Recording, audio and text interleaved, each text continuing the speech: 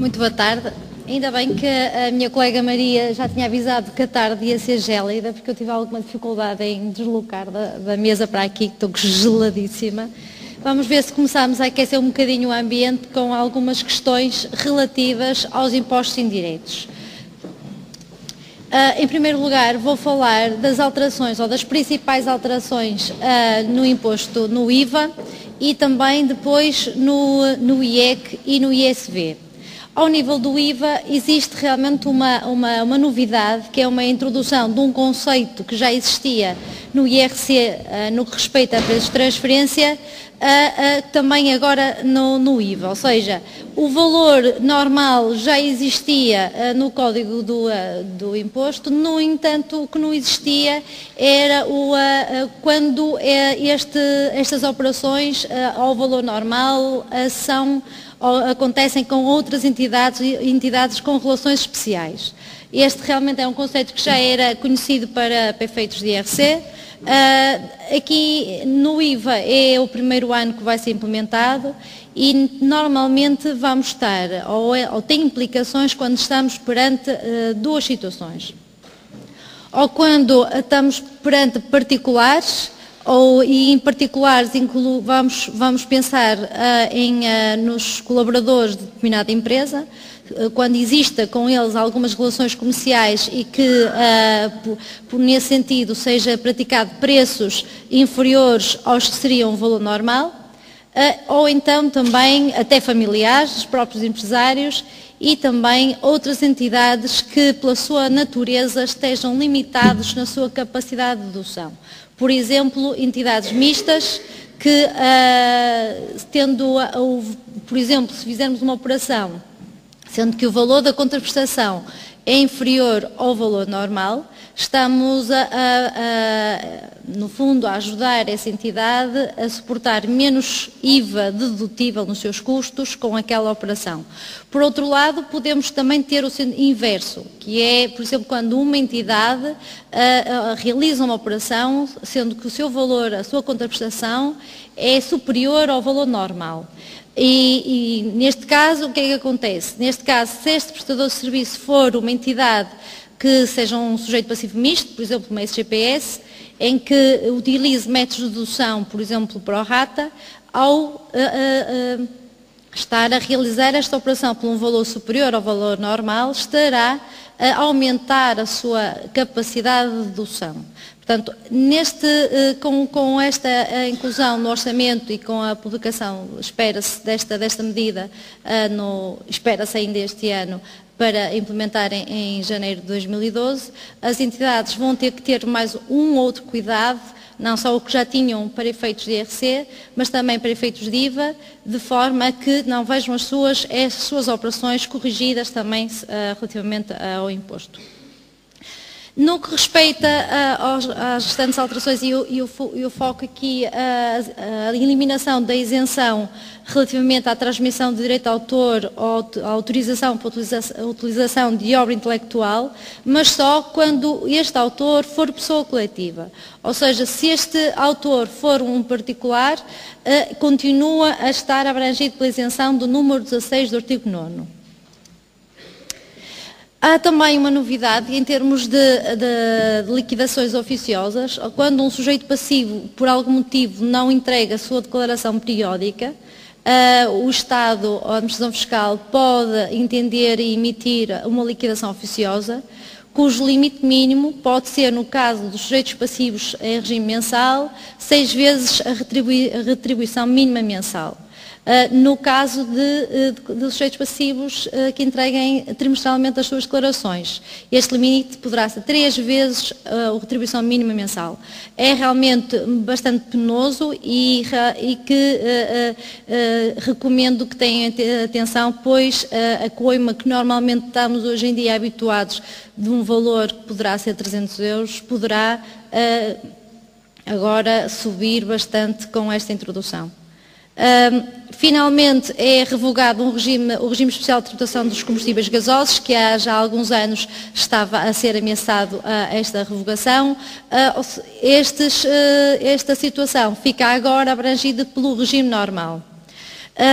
Relativamente à restituição do IVA à Santa Casa de Misericórdia de Lisboa e EPSS, é também já um assunto polémico em todos os orçamentos. O ano passado estava previsto a sua revogação, depois, na versão final, manteve-se o benefício e para este ano continua-se a manter o benefício, ou seja, a possibilidade de ser reembolsado, portanto, estas instituições serem reembolsadas por 50% do IVA suportado na aquisição de bens e serviços para a sua atividade.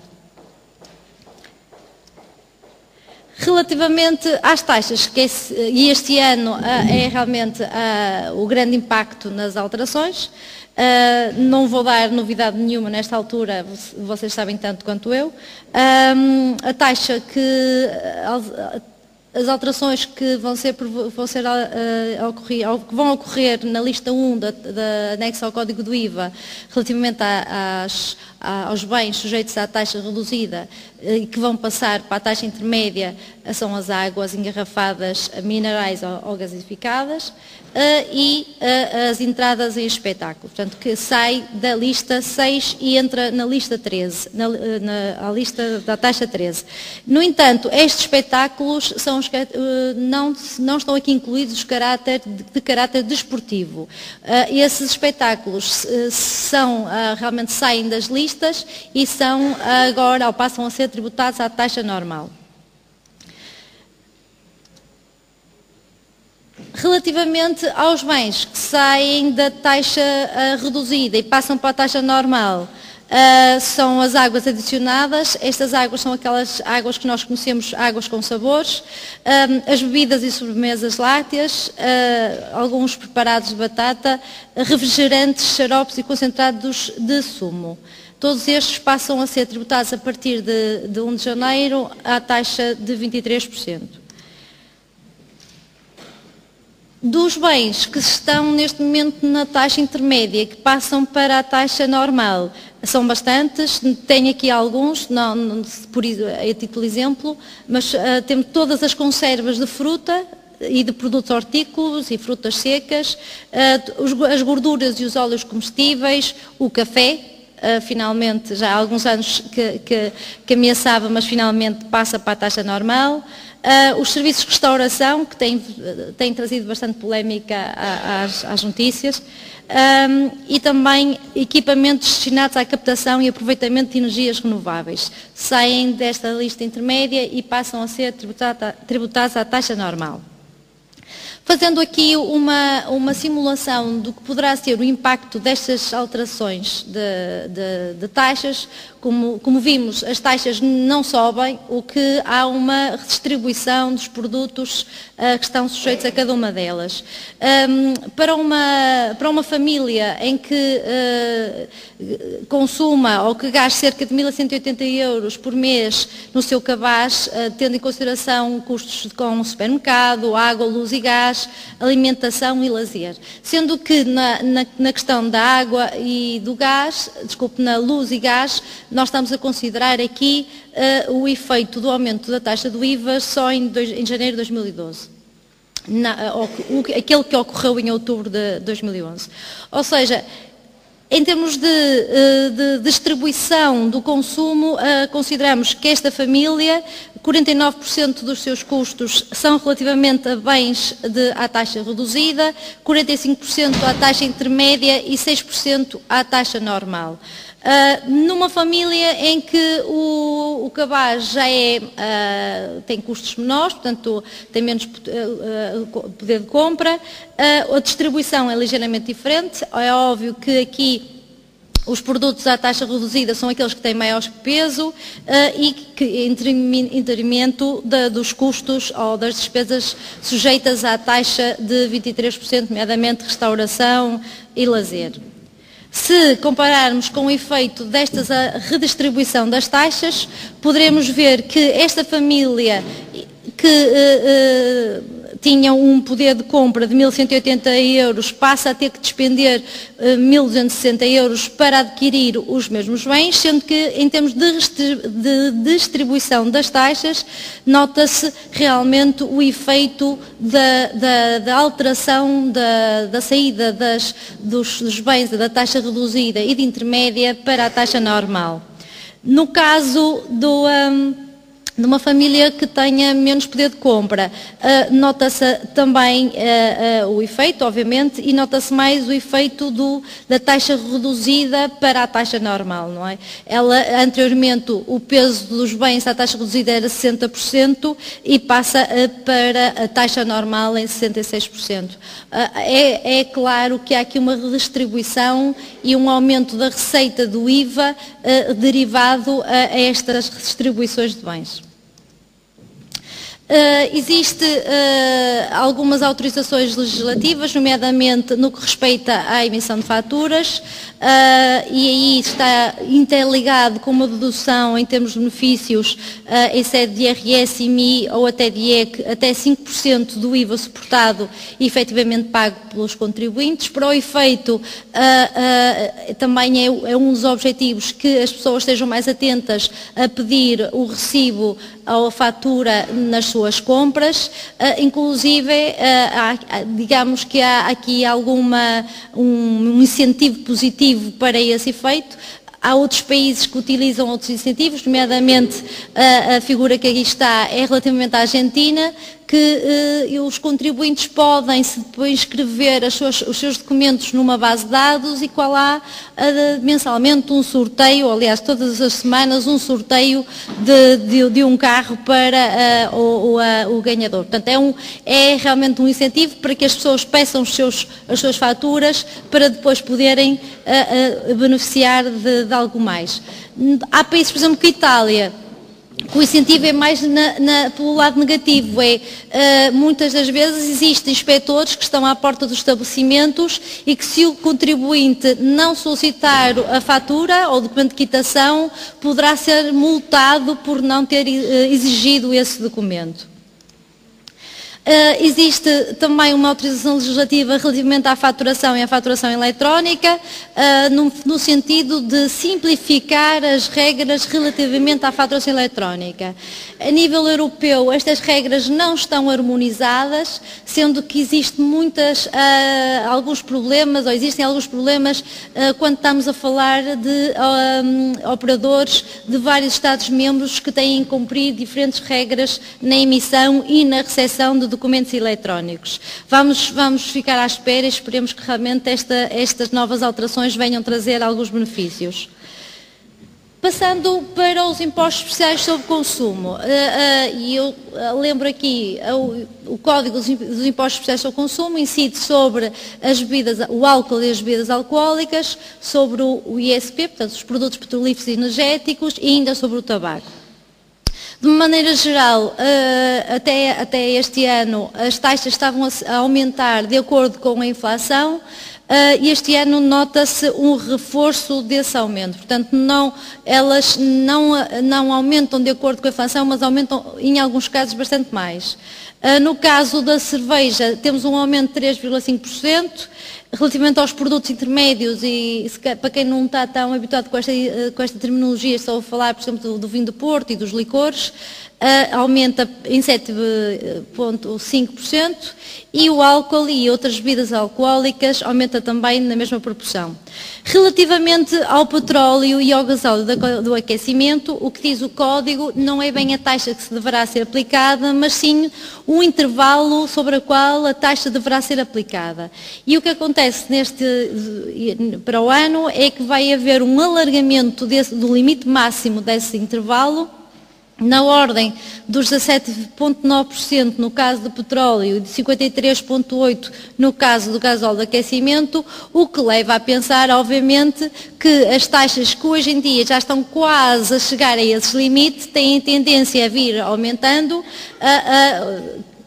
desta forma, aliás, decorrente deste alargamento do intervalo. Estas taxas já agora não estão no Código, porque são fixadas em portaria.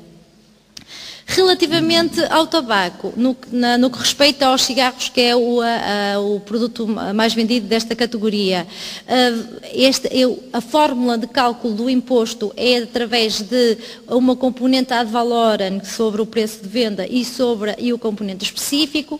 Nós estamos aqui a assistir a uma diminuição da componente ad valorem de 13% e a compensação pelo aumento da componente específica de 13,5%.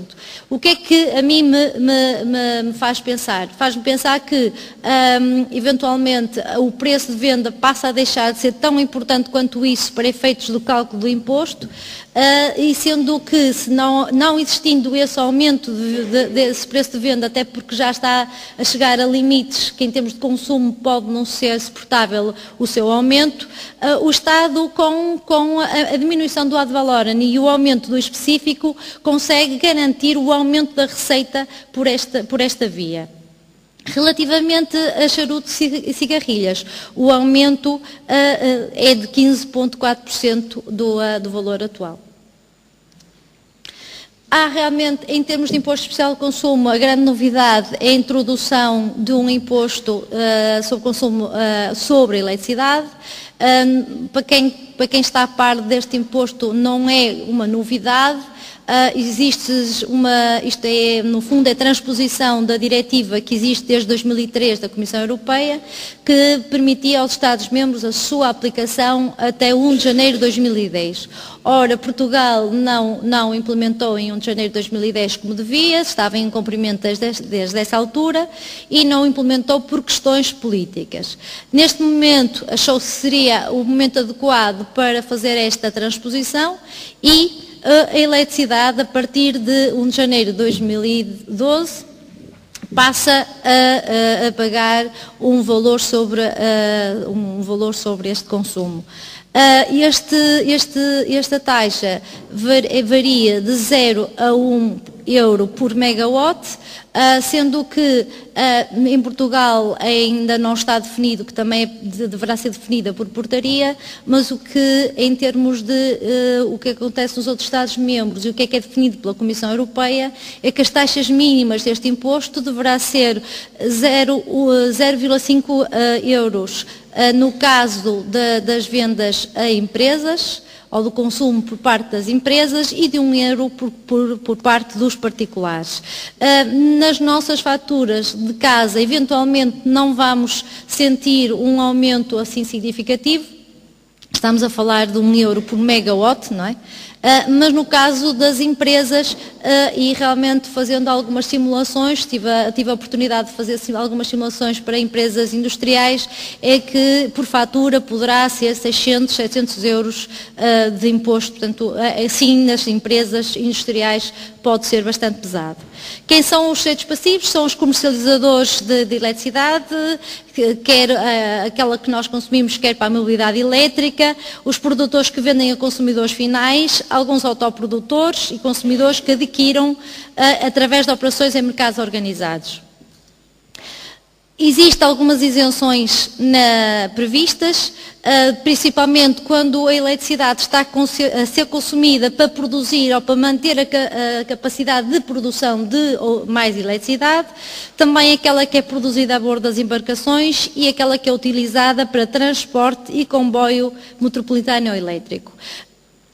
Já existe para efeitos de IVA também, há também a isenção para os clientes finais economicamente vulneráveis estabelecidos por diploma, pelo que obriga a uma determinada parametrização por parte das empresas comercializadoras para que a partir de 1 de janeiro estejam a funcionar da melhor forma.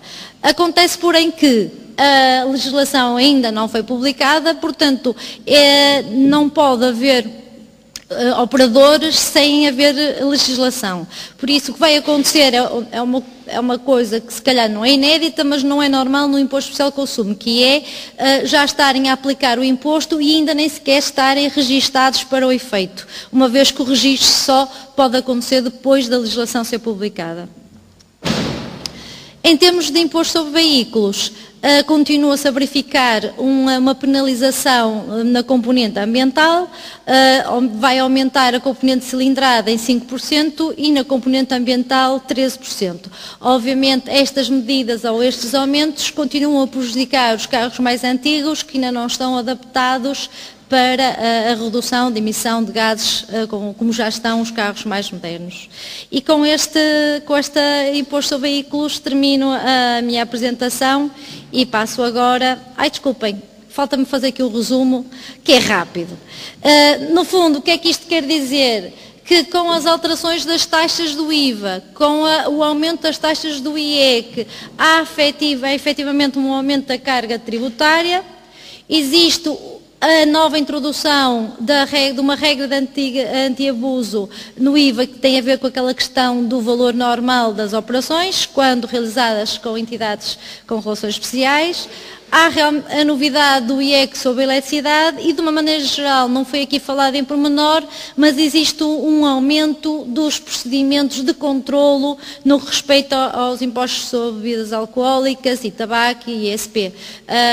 São realmente situações que a alfândega tem algum poder de controlo e exerce frequentemente. Agora sim, termino a minha apresentação para passar para a minha colega Cláudia.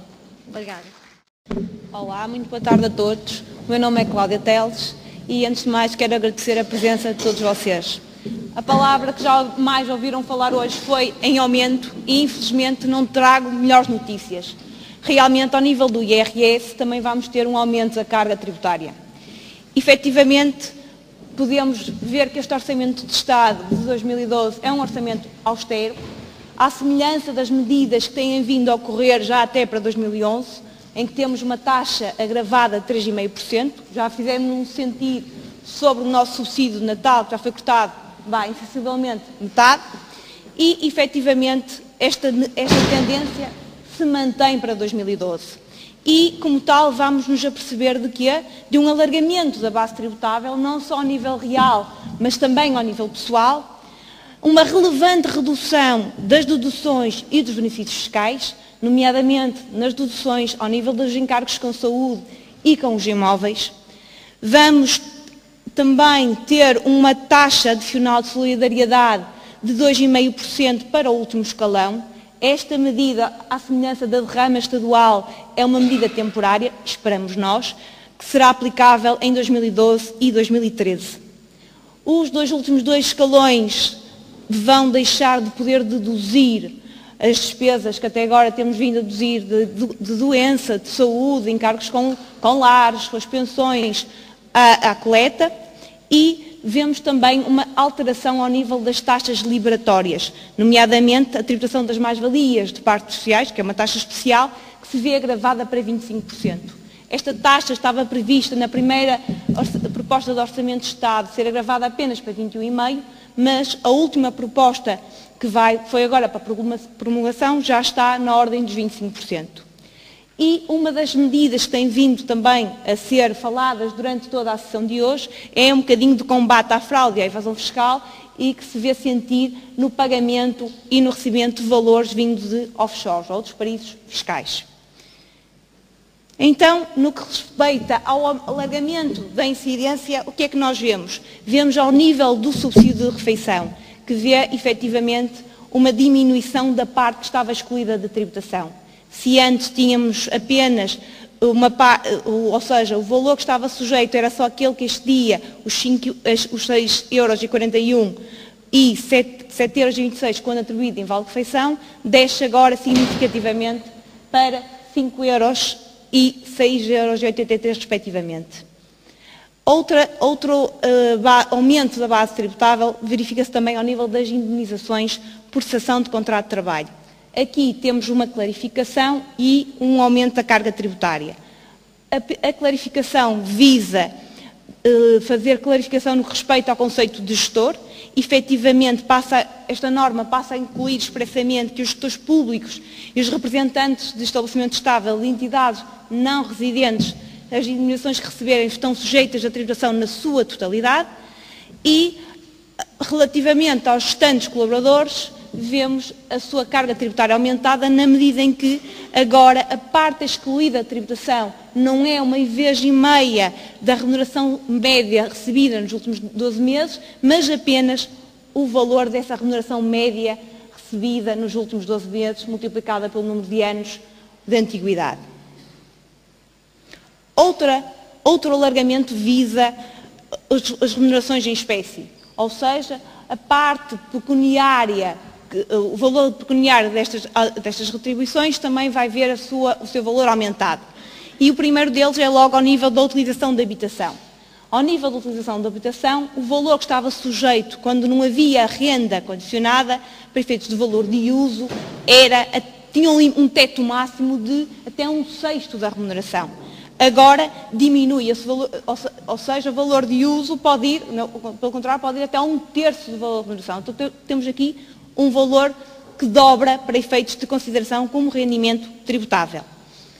Outra das normas que se vê alterada é ao nível dos empréstimos. Até agora tínhamos apenas, para efeitos de consideração, os empréstimos quando efetuados pela entidade patronal.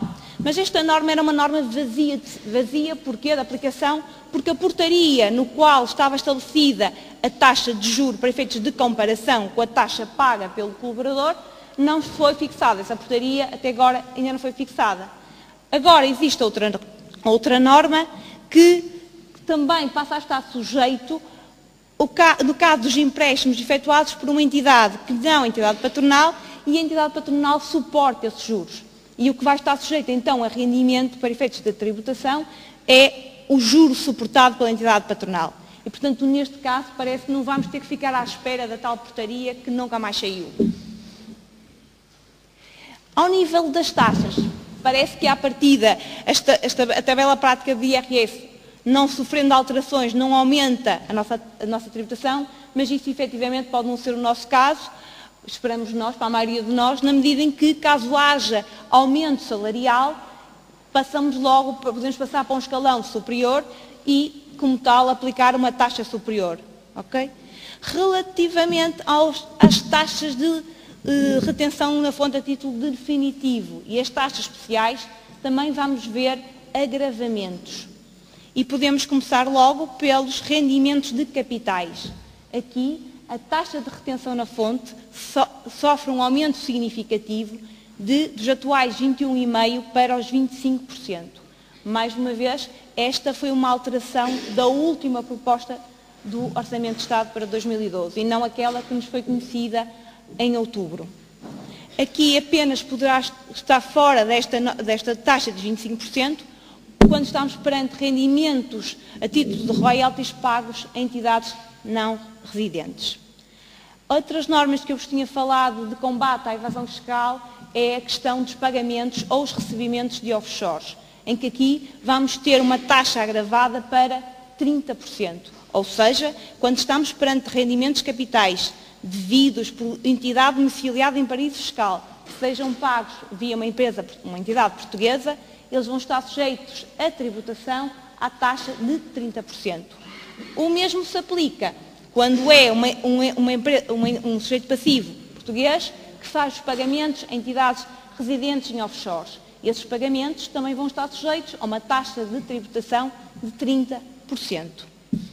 Os rendimentos prediais oferidos por não residentes também veem a sua tributação aumentada e, portanto, passamos de uma taxa de 15% para uma taxa de 16,5%. Mais uma vez, falamos outra vez na palavra de aumento, e este aumento agora é ao nível das mais-valias mobiliárias. Agora passamos para uma taxa de 25%.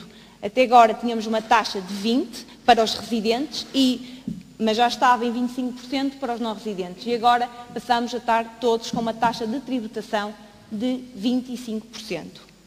Como já vos tinha falado, para o ano de 2012 e 2013 vamos ter uma taxa de solidariedade que incide sobre a matéria coletável superior a 153.300 euros, ou seja, para as pessoas que estão no último escalão, e essa taxa é 2,5% sobre o valor que excede os 153.300 euros. E como se não bastasse, temos também, então, as deduções à coleta, as restrições que até 2011 não as tínhamos, pelo menos até ao 6º escalão. Como poderão verificar, a partir de 2012, do 3º ao 3º, 4º, 5º e 6º escalão, vamos ter limitações de deduções à coleta que vão desde 1.250 euros até aos 1.100 euros. Estes limites poderão ser majorados em 10% por cada dependente ou afiliado civil que não seja sujeito passivo de IRS. E aqui quais são as principais, para além destes limites que foram colocados ao nível destes escalões, não ficamos apenas por aqui. Ou seja, para além destas limitações, vamos ter limitações também nas próprias deduções. Que deduções à coleta nós tínhamos? Tínhamos deduções ao nível das despesas de saúde, ao nível dos encargos com imóveis, as despesas de educação, as despesas com lares e as pensões de alimentos. Agora, estas despesas, algumas delas vão sofrer novos limites, nomeadamente as despesas de saúde, que vêm-se diminuídas, não só agora ao nível da própria percentagem de dedução, que descemos de 30% para 10%, mas também é introduzido um limite. Agora as despesas de saúde estão limitadas a 838,44 euros. Este valor poderá ser majorado no caso de termos mais de 3 dependentes. Ao nível das despesas de encargos com imóveis, várias alterações se avizinham. Não só a descida da percentagem de dedução, dos atuais 30% para os 15%, mas também ao nível do que é possível deduzir. Até agora era possível deduzir não só os juros, mas também as amortizações de capital.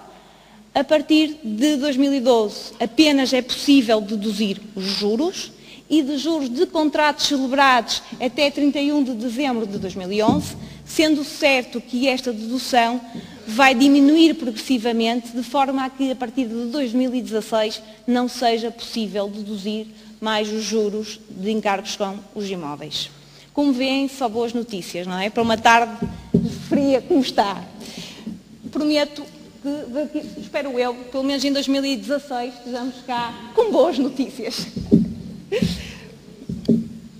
Ao nível dos benefícios fiscais, como nem tudo são más notícias, não há alterações ao nível dos limites, mas eu acredito que também não haja alterações porque também já não há benefícios fiscais. Se calhar foi por isso que elas se mantiveram. Efetivamente, um dos benefícios fiscais que existia, que era a majoração da dedução quando tínhamos imóveis certificados de categoria A ou de categoria A+, ao nível de eficiência energética, essa majoração, esse benefício fiscal foi revogado para 2012. Portanto, acredito eu que poucas são agora os benefícios fiscais que ainda se mantêm. Ao nível dos residentes habituais, apenas uma pequena nota. Agora, os rendimentos de categorias A e B obtidos por residentes não habituais em resultado de atividades de elevado valor acrescentado ficam desde logo sujeitos à retenção na fonte à taxa de 20%, que não é mais do que a taxa definitiva que eles suportam, que é a taxa de 20%, na medida em que os rendimentos obtidos de fontes estrangeiras estão isentos de tributação em Portugal. Ao nível das obrigações declarativas, também vemos algumas alterações. A primeira delas passa pelos beneficiários de rendimentos de atos isolados, que até agora estavam dispensados de emitir fatura ou recibo, portanto, bastaria-lhes emitir apenas um recibo de quitação. A partir de agora, estão obrigados a emitir fatura ou recibo. Outra das obrigações declarativas, que mais uma vez aumenta a carga tributária dos sujeitos passivos, passa pelas entidades devedoras de rendimentos, entidades não residentes. Até agora, essas entidades teriam que entregar até julho do ano seguinte uma declaração com os pagamentos, com a relação de todos os pagamentos efetuados no ano anterior. A partir de 2012, está previsto que essa tal declaração seja efetuada todos os meses, na medida em que haja pagamentos, e tem que ser efetuada até ao fim do segundo mês seguinte ao de pagamento ou colocação à disposição dos beneficiários. Ou seja, aumenta a carga de trabalho para os sujeitos passivos. Uma medida boa ou não, nós tínhamos levado um puxão de orelhas do Tribunal de Justiça ao nível da obrigatoriedade que ainda existia no nosso Código, de nomeação de representante fiscal dos não residentes e que esta obrigação vê-se agora cair com o Orçamento de Estado para 2012. Isto significa o quê?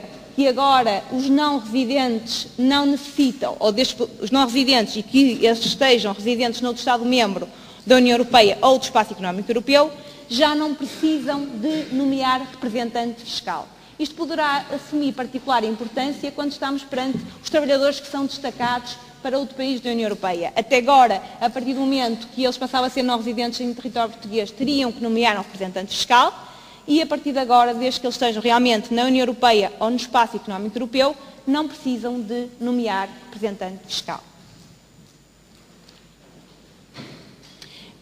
Umas pequenas notas, então, sobre a parte do IRS e, então, o que é que nós podemos verificar? Um aumento da carga tributária, não só pelo alargamento da base de incidência pessoal e real, mas também ao nível das taxas, que, apesar da tabela prática de IRS não sofrer alterações, pode significar, na prática, um aumento da tributação, uma redução relevante das deduções à coleta e dos benefícios fiscais, e, efetivamente, só esperamos que o reforço ao combate à fraude e evasão fiscal, efetivamente, também funcionem, o que, nestas situações, efetivamente, a economia paralela tende a aumentar.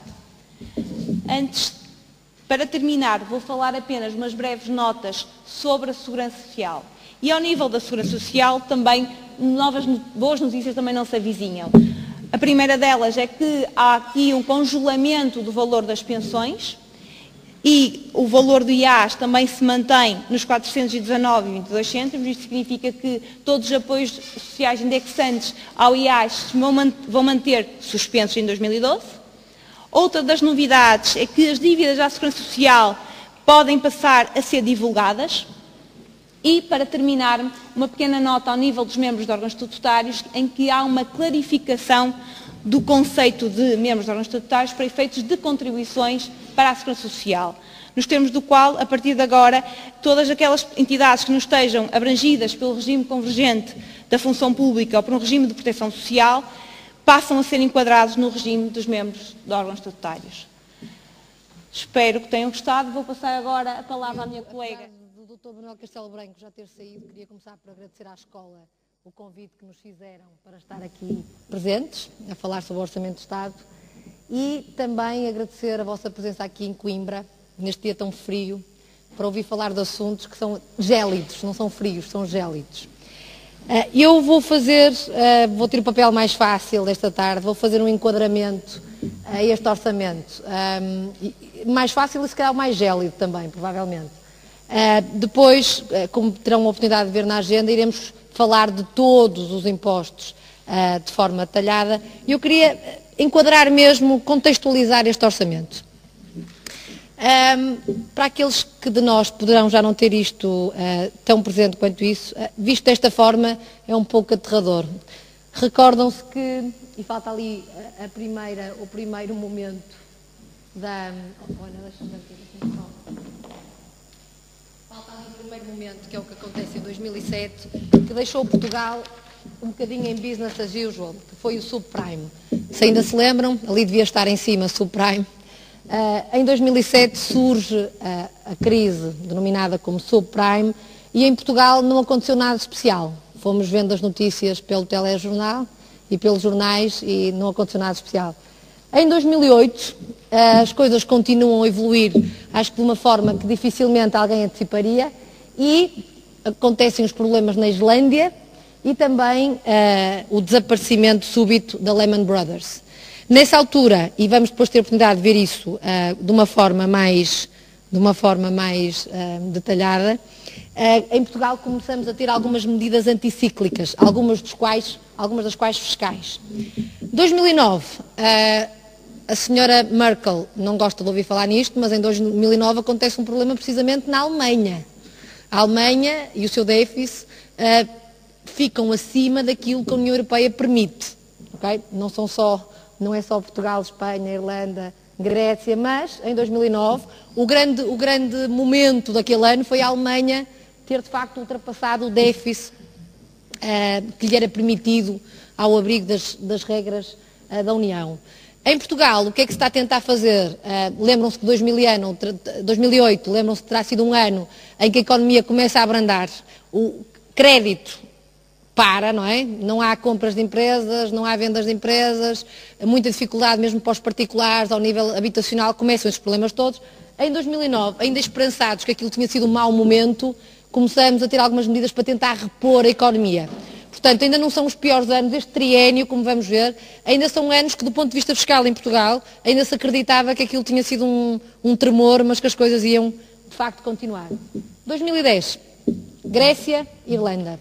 Duas situações, na minha opinião, muito diferentes, não é? A Grécia com muita dificuldade em reagir e pronto, aí estamos, ainda continuamos, não é? No mesmo registro relativamente à Grécia.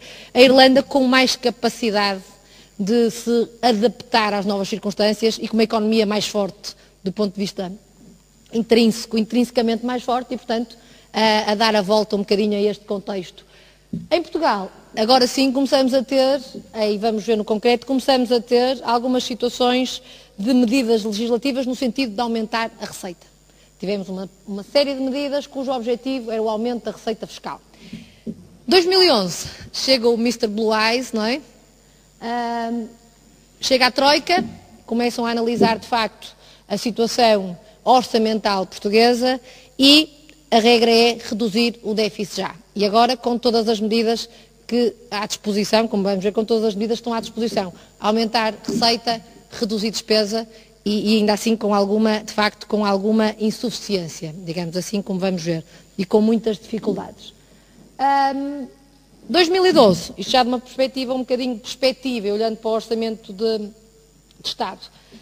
O que temos é o ano de execução, temos aqui um orçamento que vamos falar, um orçamento que tem implícito o atingimento de um conjunto de objetivos, sobretudo, honestamente, estava aqui a ouvir, eu sou jurista, também sou gestora, mas jurista de formação inicial, e muito embora seja jurista, neste momento, confesso-vos, gostei muito de ouvir o Sr. Manuel Castelo Branco, mas as minhas preocupações constitucionais estão atrás daquilo que neste momento tem que ser a nossa preocupação, de pessoas de bem, de pagar a dívida. Mas isto, eu acho que sinceramente neste momento tudo está orientado no sentido de pagar uma dívida que o país constituiu. Eu não sei se têm noção, mas falava aqui há 15 dias numa conferência com o Dr. Miguel Cadilho e Portugal não teve um ano de excesso orçamental, ou seja, não teve todos os anos com déficit orçamental desde 1974. Antes de 1974 tivemos vários anos de déficit, mas para terem noção, desde 1974 que estamos em déficit orçamental. É evidente que isto significa numa linguagem corrente, que gastamos aquilo que não tínhamos desde 1974 e que, portanto, a consequência é esta que aqui temos. Acho que de uma maneira muito simples é isto que aqui está. E agora temos que resolver esse problema e eu confesso-vos que seria essa a minha prioridade se tivesse poder de decisão neste momento. Uma perspectiva aqui interessante que vos queria também trazer, ainda dentro desta perspectiva de enquadramento, é a frequência das alterações da lei fiscal. Para nós consultores isto é ótimo, o que estão a ver naquele quadro, mas de facto é um bocadinho aterrador e um bocadinho perturbador da vida normal das empresas e dos cidadãos. Se repararem, a média, digamos, de alterações, da frequência das alterações da lei fiscal na década de 60, 3,6. Portanto, numa década, quase 3 a 4 vezes foi mudada a lei fiscal. Na década de 70 já temos ali 8 alterações, digamos assim, da lei fiscal. Na década de 80, 11. Na década de 90, 25 alterações da lei fiscal. Na década de 2000, quase 29 alterações da lei fiscal. Okay? Isto tem muito impacto, mais do que aquilo que se calhar nós conseguimos retirar de uma abordagem superficial àquele quadro. De facto, se para os consultores é bastante interessante, mantém-nos ocupados, isto significa duas coisas, julgo eu. Por um lado, significa uma grande instabilidade do ponto de vista também económico e da nossa capacidade de perceber o futuro e de ser, digamos, proativo relativamente àquilo que precisamos em termos de política fiscal para o futuro. E também significa que as empresas têm que seguir um bocadinho este caminho das pedras, do incerto, não é? Eu digo as empresas, mas também, obviamente, os sujeitos passivos individuais, mas sobretudo preocupa-me as empresas que também as decisões, a capacidade de tomar decisões, com certeza, sabendo que eu tenho aqui um determinado enquadramento em sede de IRC ou em sede de património, e eu sei que pelo menos, como acontece em alguns países da Europa, quer dizer, eu sei que pelo menos nos próximos 5 anos, a médio prazo, eu posso contar que este vai ser o enquadramento, isso é de facto complicado. Adicionalmente, para não demorar demasiado tempo, o quadro de baixo mostra o crescimento da receita fiscal em Portugal face ao PIB. Portanto, tem vindo de facto a crescer de uma maneira consistente, mas reparem, se vissem, por acaso não trouxe esse quadro, mas se puséssemos ali a curva correspondente, digamos, isto é a receita, mas se puséssemos a curva da despesa, lembram-se de vos ter dito que desde 74 que estamos em déficit, nós íamos ter uma curva da despesa acima daquela cor laranja e ainda, digamos, em termos muito mais crescente, de uma forma muito mais acentuada do que o crescimento da receita. E, portanto, era o que vos dizia há pouco. É uma questão de facto, o país ter gasto aquilo que não, os recursos de que não dispunha. Então, as alterações tributárias, para depois entrarmos aqui no Orçamento de Estado para 2012. Neste triênio, 2007-2009, ainda estávamos, como eu vos dizia, com uma perspectiva, isto está aqui um bocadinho Lehman Brothers, subprime, mas provavelmente não afeta assim tanto Portugal. Eu lembro-me de dizer a brincar na altura que não afetava, porque nós já estávamos há 2 décadas em crise e, portanto, que aquilo não ia chegar a afetar Portugal. Enganei-me, não era verdade, mas nessa altura achava que não, também. Então, neste triênio, as medidas fiscais ainda são bastante positivas. A taxa de IVA desce, lembram-se? A taxa de IVA era 21 e desce para 20. As taxas de IMI e de IMT, dos impostos sobre património, também descem, e significativamente neste período. Também havia aqui, por causa do subprime, uma grande vontade de reanimar o mercado imobiliário, portanto há a descida das taxas e há a criação daqueles fundos de investimento imobiliário para o arrendamento habitacional, também para tirar as casas dos balanços dos bancos, mas que não estão de facto a ter assim grande implementação. No IRS tínhamos a que agora parece maravilhosa, taxa máxima de 42%, parecia impossível que ela crescesse, mas de facto não. As mais-valias, esta sim, as mais-valias, isto era ótimo, de ações detidas há mais de 12 meses ainda eram isentas, não é? Não tínhamos tributação. O IRC tinha uma taxa única de 25%, esta taxa única de 25%, não sei se têm ideia, é assim desde 2004. Desde 2004, porque para trás de 2004, de facto, nós temos taxas superiores, chegamos a ter taxas superiores a 25% durante uma década e tivemos taxas superiores a 35%. Ainda se recordarão dos 36% de taxa de IRC, julgo eu. A taxa da interioridade, surge a questão da interioridade, era 20% e durante este período ainda desceu para 15%. Os pagamentos por conta eram calculados com uma base de 75% e tínhamos 6 anos de reporte fiscal para os prejuízos. E achávamos que isto não podia agravar-se. Em 2010, de facto, entra a Troika e há necessidade de incrementar significativamente a receita. Surge então um novo escalão de IRS com uma taxa nova, já não é 42, mas os 45. As mais-valias mobiliárias de que vos falava, que estavam isentas quando as participações eram detidas há mais de 12 meses, passam a estar tributadas, o que teve impactos significativos também ao nível, nomeadamente da compra e venda de empresas. O resultado da liquidação, em sede IRC, o resultado da liquidação passa a ter que estar garantido em 75%. Os prejuízos fiscais, o reporte desce de 6 para 4 anos. Surge a arbitragem tributária, que está aí a fazer algum sucesso, espero que continue de facto a aumentar. E mais, depois temos as tais medidas adicionais de consolidação que se recordam, a meio do ano surgem algumas medidas especiais, nomeadamente o incremento, ainda que pouco significativo, das taxas gerais de IRS, surge a derrama estadual, não é?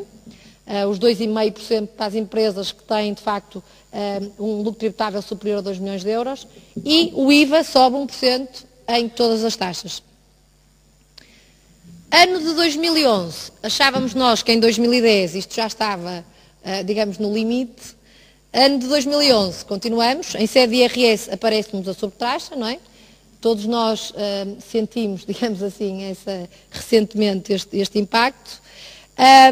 Desaparecem, de facto, algumas deduções à coleta, no sentido de que se introduzem também aqui limites máximos. O que teve impactos significativos, de facto, foi a questão da O resultado da liquidação que eu vos referia, que estava digamos, que tinha que estar garantido até 75%, passa a 90%. Há limitações à dedução da dupla tributação económica no que se refere aos dividendos. A taxa do IVA sobe para 23%. E uma das coisas que vai ajudar um bocadinho aqui à consolidação orçamental, aparece a contribuição sobre o setor bancário. Esta taxa do IVA dos 23 está em 2011, porque em outubro, como sabem, relativamente à energia, ela já tem o seu impacto. Neste período que vos estou aqui a tentar apresentar, de facto, 2007 a 2012, se repararem, a receita 10 no tal triénio, que eu vos dizia que subprime, Islândia, era tudo bastante longe, não estávamos a pensar que nos fosse afetar, Lehman Brothers, e portanto os impostos desceram, estão aqui a ver que a receita de facto desce, e nos últimos 3 anos, 2010, 2011, 2012, em todos, ou em quase todos os impostos, há aqui a exceção do imposto de selo, não, porque o imposto de selo já está a começar a tornar-se um imposto de facto completamente residual, e portanto aqui não há impacto, praticamente ao nível do imposto de selo até que tem alguma queda, mas IVA, IRS e IRC, a receita sobe consistentemente com as medidas. E mesmo para terminar, um bocadinho falar-vos daquilo que este triénio 2011, 2012, 2013, o que é que se espera. Olhando para trás, para 2011, que agora já é de facto quase para trás, aparentemente estaremos ali com um déficit de 5,9%. Se o conseguirmos, a contribuição do setor bancário vai ter aqui de facto um impacto muito significativo. Conseguimos um dado em 2011, aqui algo, enfim, é difícil ficar demasiado animado com qualquer tipo de indicador, desculpem, mas ficamos com um saldo primário orçamental nulo, portanto nem déficit nem excedente, ao nível do saldo primário orçamental, o que é muito bom. E isto foi feito, muito bom dadas as circunstâncias, isto foi feito 1/3 via aumento da receita e em 2011 já foi feito 2/3 via controle da despesa. O que, enfim, dentro do contexto são boas notícias. Em 2012, espera-se que o déficit deixa, como já devem ter ouvido muitas vezes, para 4,5%. Basicamente, o impacto desta descida está muito ao nível da redução de subsídios. E já se pretende, no Orçamento de Estado para 2012, que este impacto venha, reparem, menos da receita, portanto 1/4 só da receita e 3/4 do controle da despesa. Isto, de facto, provavelmente é sim, porque, como também se tem falado bastante, o aumento dos impostos, a partir de certo momento, começa a criar um efeito oposto, ou seja, aumentamos as taxas, aumentamos as bases, mas depois começa a haver aquilo que sabem, economia paralela, um conjunto de situações, a redução do próprio consumo, não é? O constrangimento do consumo, faz com que, a partir de certo momento, a receita comece a ter uma inflexão. E, portanto, aqui pensa-se que 3/4, ou estima-se que 3/4 do controle aqui deste déficit para os 4,5, que venha da despesa e já não da receita. Em 2013, estima-se, ou quer-se, ou tem-se esperança que o déficit fique nos 3%, através já de uma consolidação da despesa, uma consolidação séria da despesa. Dizia-se hoje no Jornal de Negócios uma coisa relativamente ao Conselho de Ministros passado, que é muito importante e que não está assim muito refletido neste orçamento. É uma das críticas que se faz, muito embora provavelmente no contexto não é fácil encontrar medidas de fomento para a economia. Diz-se muito que é um orçamento todo focalizado na obtenção de receita, há algum controle de despesa, mas que não há de facto grandes medidas para o fomento da economia. É certo que não, mas também a verdade é que, falando com muitas pessoas que, muito melhor do que eu, têm, digamos, conhecimentos de economia fortes, não é fácil quando coloca a pergunta que medidas é que eram possíveis neste contexto, alguns ex-ministros das Finanças, não é fácil responder neste momento a essa pergunta, porque dada a contração, dada a situação económica, toda a contração ao nível do crédito, não é de facto muito óbvio como é que poderíamos neste momento incrementar a economia. Muito embora, dizia hoje no Jornal de Negócios, estava eu a dizer-vos, pronto, enfim, o Conselho de Ministros reuniu com o objetivo de encontrar algumas medidas que possam ser, de facto, motivadoras e animadoras e fomentadoras da economia. Estão ali algumas coisas que, de facto, da nossa perspectiva, são importantes. A promoção dos bens e dos serviços transacionáveis, não é? Uma coisa importantíssima. Há algumas coisas no orçamento, vão ver, na explicação detalhada. Há lá algumas luzes neste aspecto, mas coisas limitadas, obviamente.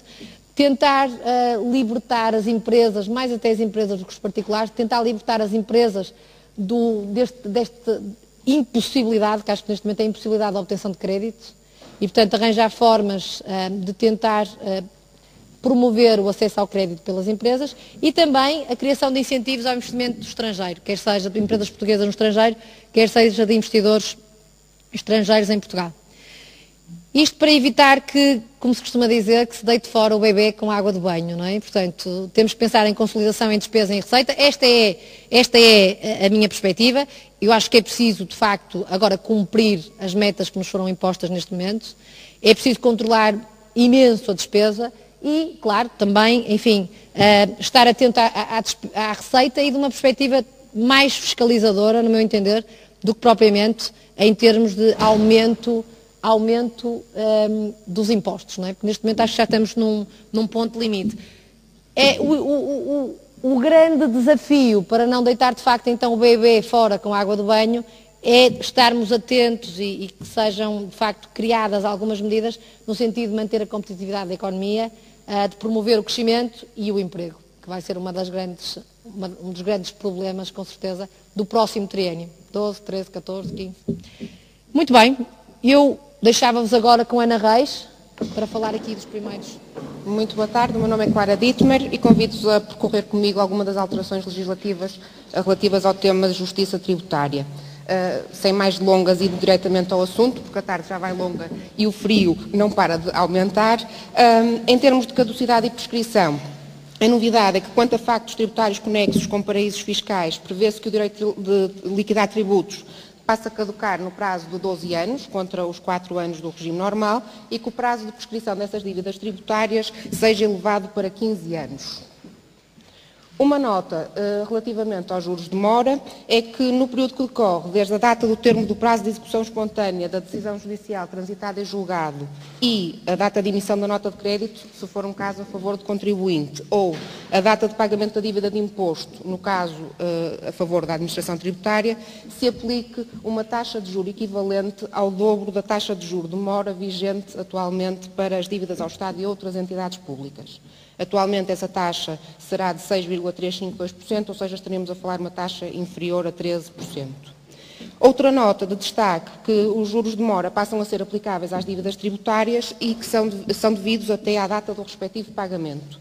Recordo que atualmente o prazo máximo para contagem de juros é de 3 anos, ou sem nunca exceder os 8 anos, se estivermos no caso do pagamento por prestações. Relativamente a prazos no procedimento, prevê-se que o prazo de conclusão do procedimento tributário seja encurtado para 4 meses. Com isto, equivale dizer que o prazo para a formação de indeferimento tácito passa também a ser encurtado de 6 para 4 meses.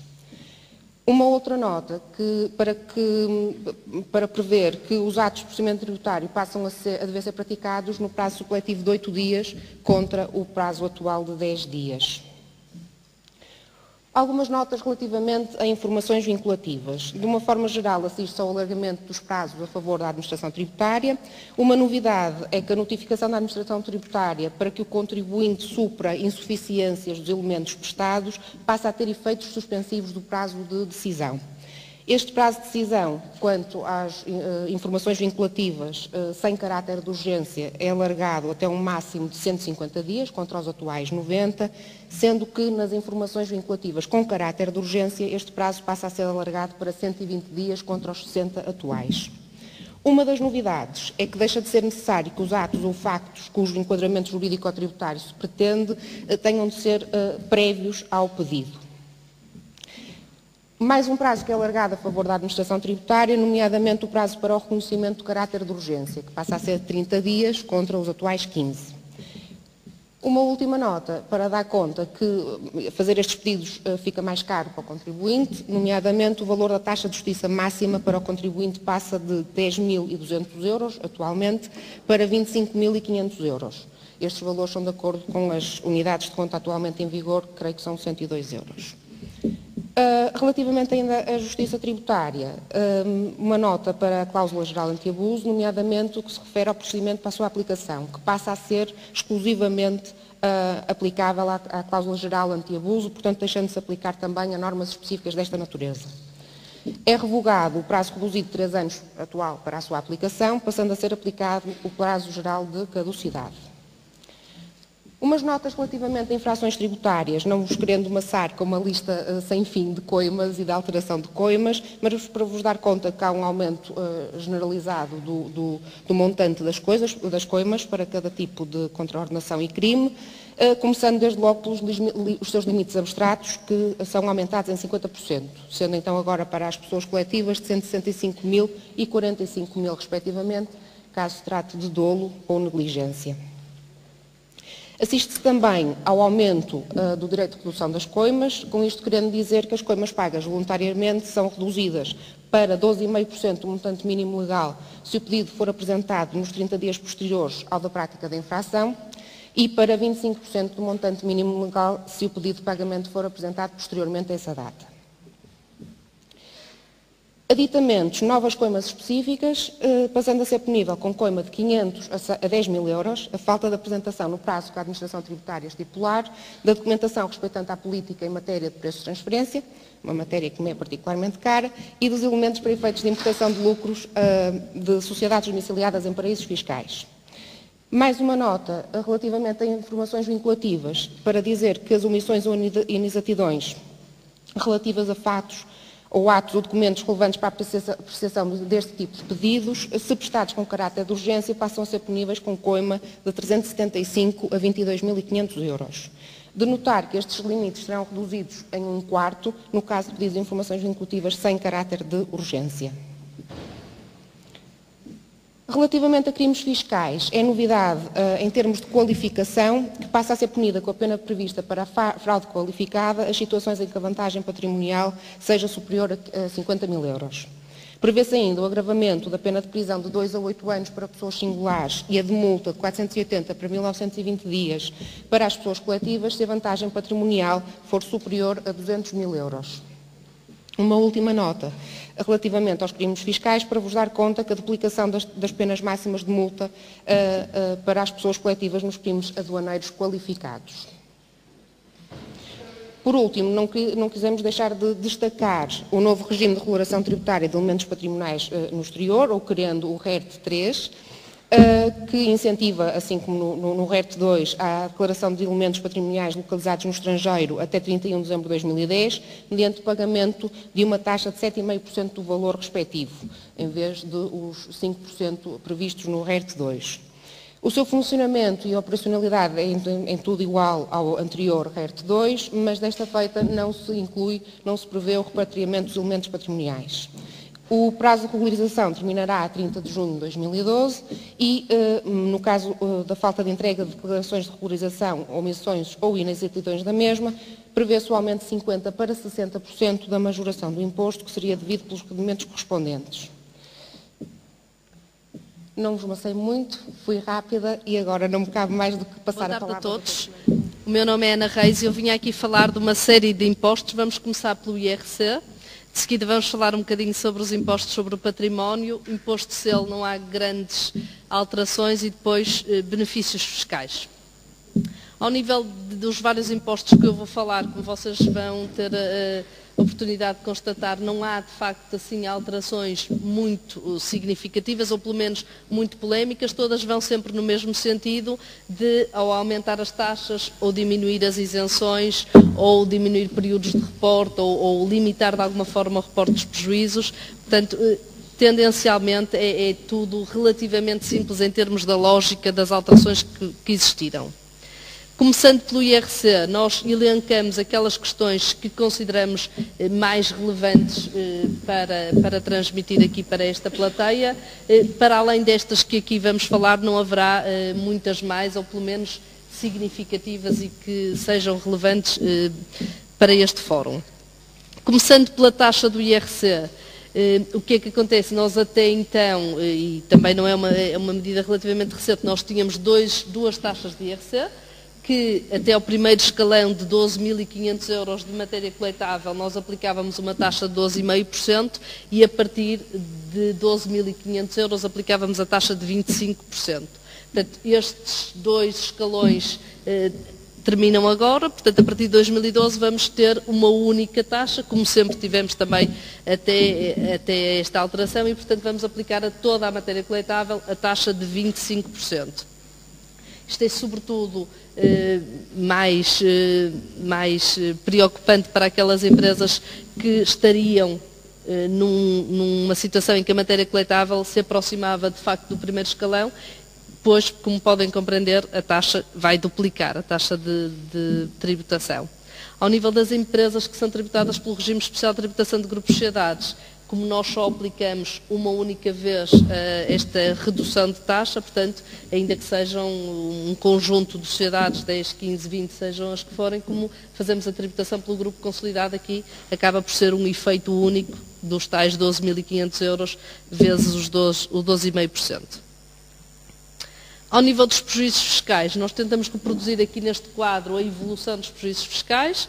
Como sabem, de facto, tem havido alguma alteração, o período de reporte já foi maior, já foi inferior e, portanto, em relação aos prejuízos fiscais que ainda estão disponíveis para dedução, portanto, os prejuízos fiscais de 2005 ainda podem ser deduzidos neste exercício de 2011, portanto, prejuízos gerados antes de 2010, nós tínhamos um prazo de reporte de 6 anos, é isso que está identificado naquele quadro. Prejuízos fiscais gerados em 2010 e nos anos seguintes, até 2012, vamos já ver qual é a regra a partir de agora, temos um prazo de 4 anos, peço desculpa. Portanto, este é o cenário até hoje, até ao final de 2011, era este o cenário que tínhamos. Com o Orçamento de Estado para 2012, o que é que vai acontecer? Há, de facto, um alargamento do prazo do período de reporte de prejuízos fiscais, mas, simultaneamente, há uma limitação à possibilidade de dedução dos prejuízos fiscais. Portanto, nós até então podíamos deduzir os prejuízos fiscais ao montante do lucro tributável apurado, portanto, não havia qualquer limitação. Se eu tivesse prejuízos fiscais que pudesse abater a totalidade do lucro tributável, assim seria e, portanto, não teria qualquer matéria coletável. E imposto a partir de 2012, os prejuízos fiscais só podem abater até 75% do lucro tributável, o que significa que há sempre 25% do lucro tributável que vai ser sujeito à tributação, o que faz uma diferença muito significativa.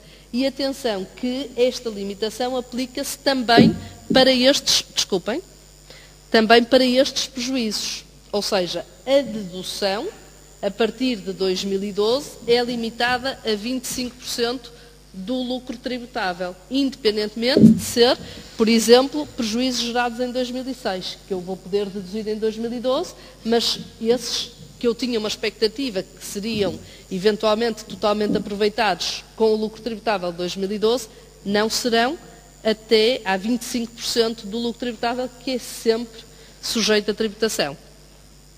Portanto, temos um aumento do prazo de reporte para 5 exercícios, portanto, saímos de 2011 com um prazo de 4 e, de facto, há um aumento para 5, que, em parte, serve um bocado para compensar esta limitação agora que surge de deduzir os prejuízos fiscais só até 75% do lucro tributável. Temos aqui uma tabela resumo. Como se pode constatar, de facto, a maior parte dos países já tem, alguns países da Europa já têm, de facto, um prazo indefinido para dedução de prejuízos fiscais. Serve um bocado para referência de que, de facto, nós estamos bastante longe deste cenário que está aqui projetado no quadro. Estamos próximos de Itália, mas com a limitação que falamos. Outra questão que altera e que vai ter impacto também efetivo em termos de tributação. É a questão da derrama estadual. Portanto, a derrama estadual, como a Maria Antónia referiu, é relativamente recente, foi introduzida em 2010 e, portanto, o que é que significa? Significa que é um novo imposto que incide sobre o lucro tributável e até hoje o que tínhamos era que para lucros tributáveis superiores a 2 milhões de euros tínhamos uma derrama estadual sobre o excesso do lucro tributável. Portanto, entidades que tenham lucro tributável superior a 2 milhões de euros, havia um pagamento por conta, chamado pagamento adicional por conta, que seguia e segue as mesmas regras que os pagamentos por conta, portanto ele é pago em julho, setembro e até 15 de dezembro, para as sociedades com um período de tributação idêntico ao ano civil, e sobre o montante do lucro tributável do ano anterior, excedente a 2 milhões de euros, as empresas já tinham que efetuar um pagamento adicional por conta de 2% deste excesso. E, afinal, função do lucro tributável do ano, pagavam 2,5%, ou seja, ajustavam a diferença para que o montante da derrama estadual fosse 2,5%. As regras mudam com o Orçamento de Estado para 2012 em dois sentidos. Num deles porque criam 2 escalões, ou seja, vamos ter uma derrama estadual para sociedades que têm um lucro tributável superior a 1,5 milhão de euros, mas inferior a 10 milhões. E essas têm uma derrama estadual de 3%, que vai sendo paga por conta à taxa de 2,5%, portanto a lógica é exatamente a mesma. Vemos o lucro tributável do ano anterior, sobre o excedente entre 1,5 milhão e os 10 milhões, pagamos por conta 2,5% e no final do ano acertamos as contas, função do lucro tributável efetivo, para 3%. E depois é criado um novo escalão, que é para as sociedades que apurem um lucro tributável superior a 10 milhões de euros. E em relação a estas, afinal a derrama estadual será de 5%, sendo pago por conta 4,5%. Estas novas regras da derrama estadual, para já, vão-se aplicar a 2 exercícios fiscais, ou seja, ao exercício de 2012 e ao exercício de 2013.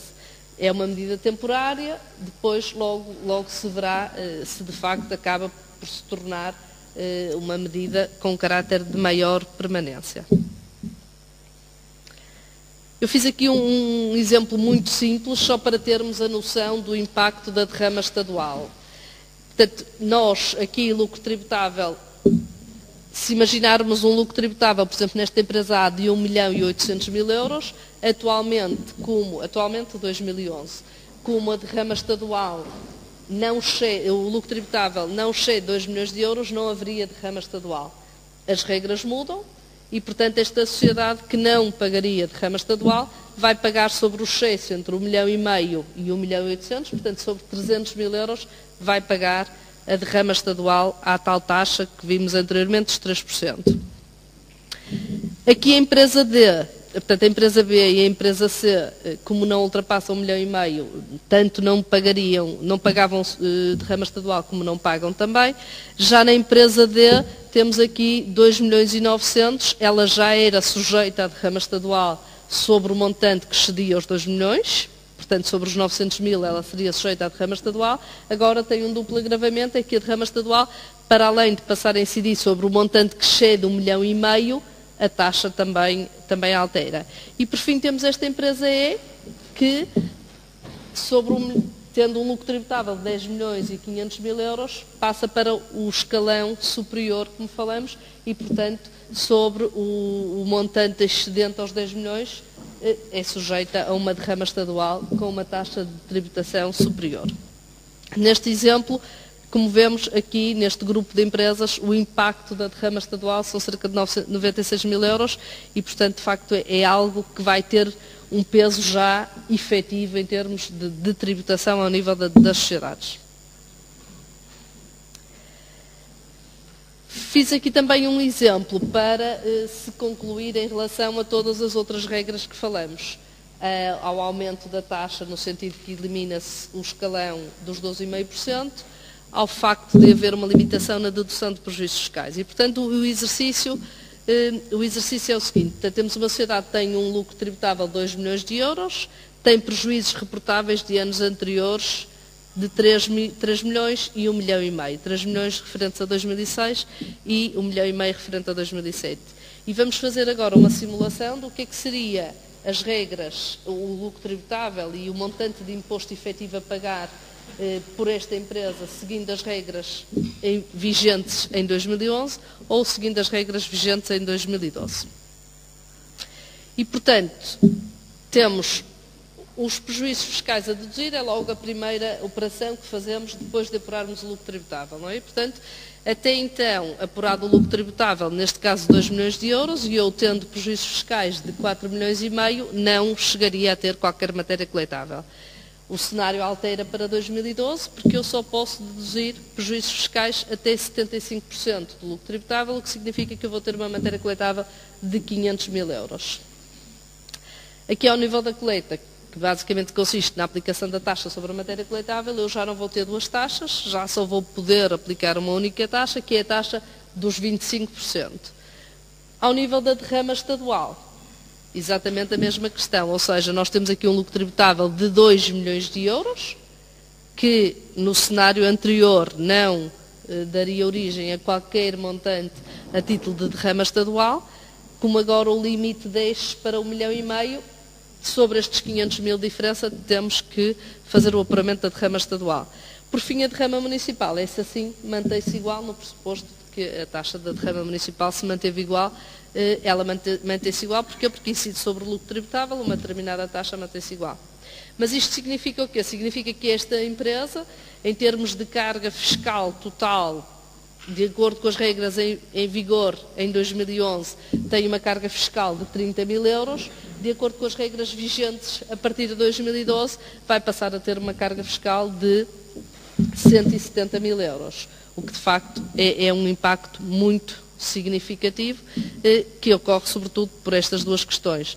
O facto de haver uma limitação na dedução dos prejuízos fiscais e haver um aumento da taxa da derrama estadual e a eliminação daquele escalão. Simultaneamente, o que é que acontece? Os prejuízos fiscais de 2006, que na circunstância anterior eu utilizaria no montante de 2 milhões de euros, e que é o último ano possível de ser utilizado, seria 2011, se as regras do OE 2012 estivessem em vigor em 2011, ele já não poderia deduzir, haveria 1,5 milhão dos prejuízos de 2006 que não seriam dedutíveis e, portanto, que se perderiam, porque seria o último ano. Muito bem, mais novidades. Em relação à derrama municipal, como vimos, tudo se mantém. A principal alteração ao nível da derrama municipal é haver a administração fiscal, surgiram várias questões decorrentes da derrama municipal no âmbito das empresas tributadas pelo regime especial de tributação de grupos de sociedades. Porquê? Porque se entendia que a derrama a administração fiscal publicou uma circular em 2008 em que dizia que a derrama municipal deveria incidir sobre o lucro tributável de cada uma das sociedades, independentemente de elas serem tributadas pelo grupo consolidado. Entretanto, surgiram 2 acordos, pelo menos que eu conheça, em que de facto vieram dar razões a contribuintes que entenderam reclamar no sentido de dizer que, quando estamos perante um regime especial de tributação de grupos de sociedades, deve-se atender a um único lucro tributável, a uma única matéria coletável e, portanto, nesse sentido, a derrama deveria incidir sobre o lucro tributável do grupo, o que, obviamente, compreendem, tem vantagens significativas, no caso de eu, dentro do mesmo grupo, ter sociedades com lucro e sociedades com prejuízo. Agora, para que não subsistam dúvidas, há uma alteração da lei, precisamente no sentido de dizer que a derrama municipal deve incidir sobre o lucro tributável individual de cada uma das sociedades. Portanto, deixa aquela possibilidade, pela ausência de clarificação na lei, que as empresas tinham de calcular a derrama pelo lucro tributável do grupo, fica agora totalmente esclarecido de que, de facto, as regras não são essas. Ao nível dos preços de transferência, também surgiu alguma polémica relacionada com o facto de haver ou não haver a obrigatoriedade da entrega de dossiê de preços de transferência juntamente com o dossiê fiscal. Houve quem entendesse que sim, que o dossiê de preços de transferência para aquelas entidades que são sujeitas a acompanhamento permanente ou estão sujeitas a tributação pelo regime especial teriam que entregar o dossiê de preços de transferência simultaneamente com a entrega do dossiê fiscal. Apesar de entendermos que não era essa a obrigação, agora claramente que fica perceptível que de facto não era esse o objetivo do legislador e, portanto, não há obrigatoriedade da entrega do dossiê de preços de transferência, senão quando solicitado. Vamos ver também, quer ao nível do IRC, quer ao nível dos impostos sobre o património, algumas medidas no sentido de limitar ou onerar de forma mais gravosa a relação dos sujeitos passivos com entidades residentes em paraísos fiscais e, portanto, foram revistas algumas das normas relacionadas com as relações dos sujeitos passivos com este tipo de entidades sediadas em regimes fiscais privilegiados. Uma delas é alargar esta norma anti-abuso que existia da não dedutibilidade de algumas importâncias pagas a entidades residentes em offshores, quando exista uma relação indireta, ou seja, quando exista um intermediário na relação do sujeito passivo com as entidades localizadas neste tipo de jurisdições. E, portanto, havendo de facto uma relação indireta, também a estas operações se aplica esta norma anti-abuso. No mesmo sentido, há um agravamento da taxa de retenção na fonte de todos os rendimentos de capitais pagos a entidades localizadas nestas jurisdições. Aqui houve uma alteração entre a primeira proposta de lei do Orçamento de Estado e existiram alterações posteriores à proposta de lei, porque não estava claro na primeira redação se esta taxa de 30% incidiria sobre a totalidade dos rendimentos de capitais ou somente sobre os dividendos, que era a forma como a redação da norma estava explicitada. E, de facto, houve uma clarificação no sentido de dizer que esta taxa de 30% aplicar-se-á a todos os rendimentos de capitais pagos a entidades localizadas em paraísos fiscais, nomeadamente dividendos, juros, royalties, etc. A imputação de lucros, outra norma anti-abuso no relacionamento dos sujeitos passivos com entidades residentes em paraísos fiscais. Portanto, as normas passam também, estas normas de imputação de lucros passam também a aplicar-se aqui no mesmo sentido quando as relações sejam indiretas e não somente quando existe uma participação direta. Este regime deixa de ser aplicável a entidades residentes na União Europeia e no Espaço Económico Europeu no que respeita a entidades que desenvolvem uma natureza agrícola, comercial, industrial ou de prestação de serviços, e o crédito de imposto que já tinha sido limitado em relação a outras situações previstas no Código de IRC a um ano só, também aqui se veio fazer essa alteração e, portanto, o crédito de imposto deixa de ser possível no prazo de 5 anos e passa a estar limitado a um único exercício. Ainda ao nível do Código de IRC, também uma polémica que surgiu em 2010 relacionada com o facto de estar elencado, quer no decreto regulamentar das amortizações, quer no Código de IRC, quais são os elementos que são sujeitos a depreciamento e faltava nesse rol do que é sujeito a depreciamento, faltava a identificação dos ativos biológicos não consumíveis. Isto suscitou algumas dúvidas, porquê? Porque depois alguns dos ativos biológicos não consumíveis constavam da tabela da qual existem, onde são indicadas as taxas de amortização. É o caso, por exemplo, das vinhas, que são ativos biológicos não consumíveis.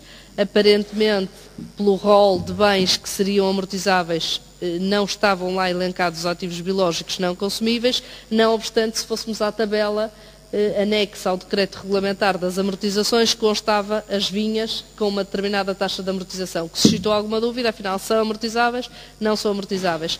E, portanto, esta alteração do Orçamento de Estado vem no sentido de clarificar que os ativos biológicos que não sejam consumíveis são amortizáveis. Portanto, passam a estar expressamente previstas no Código IRC como sendo amortizáveis.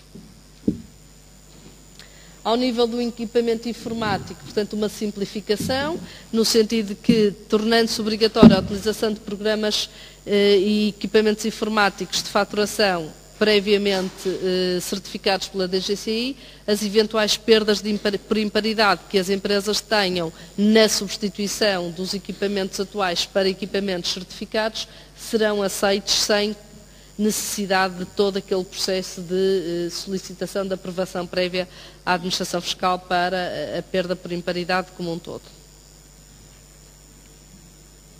Também aqui uma simplificação relacionada com os não residentes e, portanto, os não residentes que obtenham rendimentos em território nacional sujeitos a tributação ficam dispensados da nomeação de um representante fiscal, portanto, algo também tendente a alguma simplificação.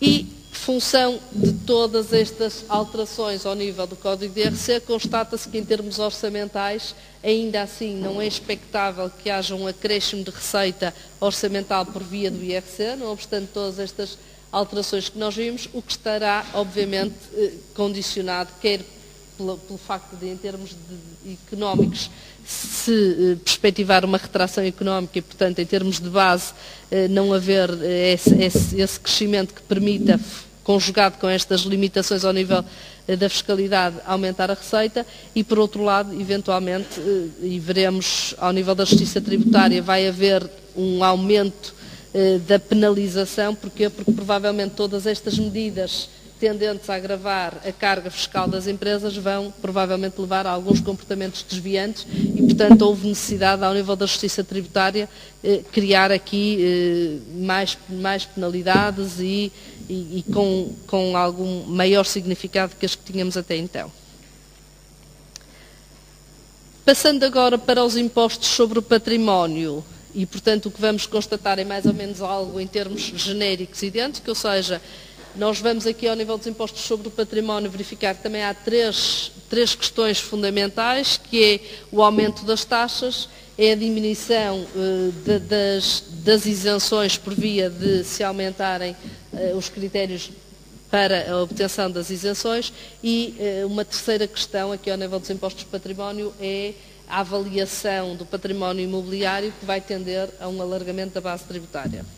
Portanto, de facto, foi acordado no memorando de entendimento que os imóveis habitacionais que ainda não tenham sido avaliados de acordo com as novas regras da reforma do património terão que ser avaliados até ao final de 2012. É um prazo bastante ambicioso, mas à partida tudo fará crer que, cumprindo-se este prazo, nós daqui a um ano teremos o património habitacional e os terrenos todos reavaliados de acordo com as novas regras do CIMI. Falava-se na comunicação social ainda em cerca de 5 milhões de habitações por avaliar, o que de facto é uma tarefa pesada, não sei se concretizável, mas pelo menos há um comprometimento para que assim seja. Ao nível dos coeficientes de localização, que é um dos fatores relevantes para a avaliação dos imóveis, o coeficiente de localização variava entre 0,4 e 2, sendo que em determinadas circunstâncias poderia ser de 3, quando havia, de facto, quando estavam localizadas em zonas com elevado valor imobiliário e, neste momento, o coeficiente de localização passa a ter uma banda que vai dos 0,4 aos 3,5. Portanto, antes tínhamos 0,4 a 2 em situações especiais os 3, agora, sem que haja, de facto, qualquer referência a mercado imobiliário valorizado, o coeficiente de localização passa de 0,4 a 3,5. Portanto, aumenta para esse intervalo. Finalmente, está previsto também algo que aumenta a base de incidência, que é os prédios urbanos comerciais destinados à área comercial, industrial e para serviços eram atualizados trienalmente, tendo como por base 75% dos coeficientes de desvalorização da moeda. Portanto, as regras alteram no sentido que estes imóveis passam a ser avaliados anualmente e tendo por referência o 100% dos coeficientes de desvalorização da moeda. Portanto, também isto fará com que haja um aumento da base de incidência. Portanto, são 3 medidas importantes que conduzirão seguramente ao aumento da base de incidência. Para além do aumento da base de incidência, temos então o aumento das taxas, em que genericamente houve um aumento de 0,1% em todas as taxas. Como veem, há ainda 2 taxas, uma taxa aplicável a prédios urbanos e outra aplicável para prédios urbanos avaliados nos termos do CIMI. Portanto, os prédios que já foram avaliados de acordo com a reforma do património, que são esses identificados na segunda linha, são sujeitos a taxas de IMI ligeiramente inferiores àqueles que estão identificados em cima. Isto porquê? Porque as bases, em relação a tudo que é património imobiliário, que já tenha sido reavaliado no âmbito do IMI, estas bases são significativamente maiores e, portanto, daí termos uma diferença de taxa. Cumprindo-se o acordado de o património imobiliário ser todo reavaliado até 31 de dezembro de 2012. Isto significará que vamos passar a ter uma única taxa, porque deixam de existir prédios avaliados de acordo com a primeira taxa. Em relação aos prédios devolutos, temos também aqui uma alteração, porque para prédios urbanos devolutos há mais de um ano as taxas eram aumentadas para o dobro e agora passam a ser aumentadas para o triplo.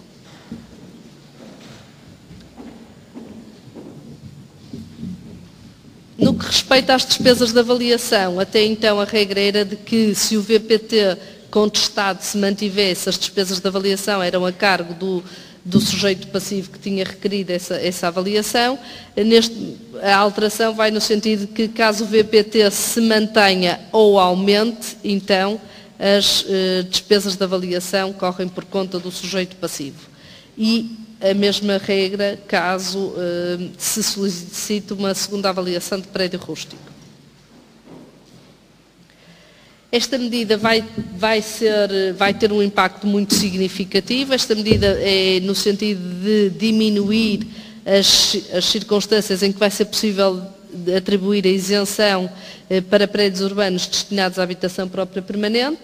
Até então a regra era de que havia 2 prazos para os períodos de isenção de IMI, dependendo do VPT do imóvel, e portanto tínhamos VPTs até 157.500 euros, o período de isenção era de 8 anos, e depois havia mais 2 escalões, sendo que o período de isenção seria de 4, ou até nem teríamos isenção. Ao nível desta questão, a diferença passa a ser VPT que não pode ultrapassar 125.000 euros, portanto, a partir do momento em que o VPT ultrapasse 125.000 euros, já não há qualquer isenção.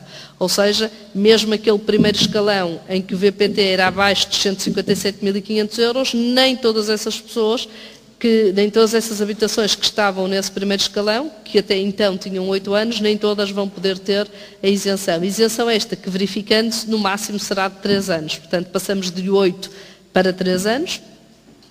E, para além disso, criamos uma regra, um limite adicional, que é depender a atribuição da isenção ao rendimento coletável do agregado familiar, que era algo que até hoje não havia. Portanto, até hoje fazia-se a atribuição ou não e a determinação do prazo do período de isenção função do VPT dos imóveis. Agora, a isso acresce também o rendimento coletável do agregado familiar.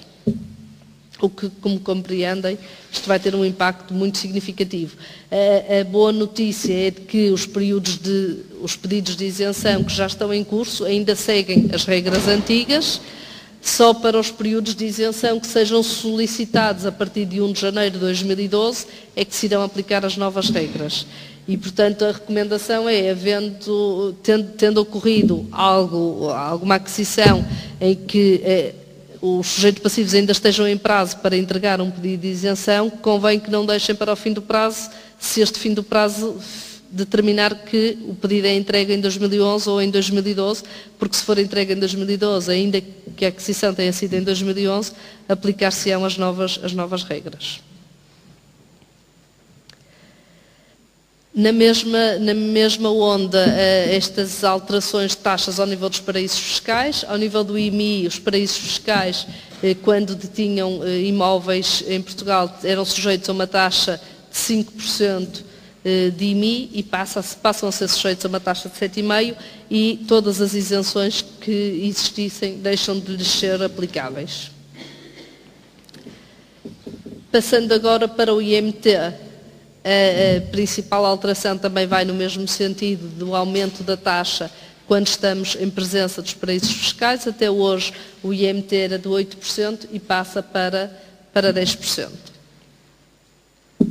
Aqui ao nível em termos orçamentais é expectável um aumento da receita fiscal municipal de 1,3%, o que se compreende pelos aumentos da taxa, obviamente, e pelas reduções da capacidade de pedido de isenção de IMI. Ao nível do imposto de selo, duas breves notas. Uma delas é a isenção para 2012 das garantias solicitadas ao abrigo associadas a pedidos de pagamento prestacionais. É expectável que estes pedidos de pagamento prestacionais aumentem e, portanto, surge aqui uma possibilidade de as garantias associadas a estes pagamentos prestacionais não estarem sujeitas a imposto de selo. O prazo de caducidade do direito à liquidação de imposto de selo na aquisição onerosa de bens imóveis era de 4 anos e há uma alteração deste prazo para 8 anos. O sentido da alteração do prazo de caducidade tem dois objetivos. Um deles, uniformizar com o prazo de caducidade quando ocorre uma aquisição a título gratuito, portanto as aquisições a título oneroso passam a ter também um prazo de caducidade de 8 anos, à semelhança do que tinham para as aquisições a título gratuito e para além disso passam a uniformizar também com o prazo de prescrição ao nível do IMT, que também era de 8 anos.